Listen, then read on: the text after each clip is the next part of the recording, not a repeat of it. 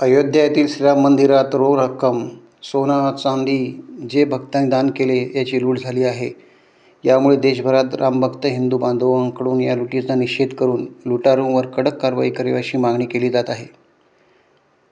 या मंदिरातील लूट प्रकरणी गुरुवारी दोडामार्ग राष्ट्रीय काँग्रेसच्या वतीने सिद्धिविनायक मंदिरात अध्यक्ष अरविंद मोडकर यांच्या नेतृत्वाखाली रघुपती राघव सत्याग्रह करण्यात आला. यात अनेक कार्यकर्ते सहभागी झाले होते. करोडो लोकांचे दैवत श्रीराम मंदिरातील लूट प्रकरणी अद्याप तेथील सरकारने हवी तशी कारवाई केली नाही. मुख्य लोक आजही मोकळे आहेत, सरकार पाठीशी घालत आहेत असा आरोप केला जात आहे. या पार्श्वभूमीवर दोडामार्ग येथे रघुपती राघव सत्याग्रह सुरू करण्यात आला.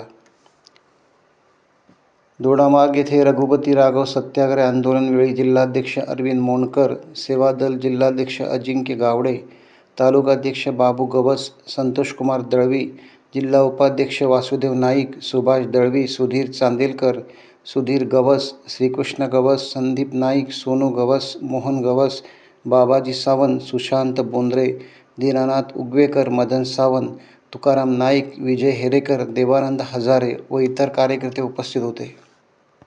टाइम्स डिजिटलला लाईक करा, शेअर करा, सबस्क्राईब करा आणि बेल आयकॉन दाबायला विसरू नका.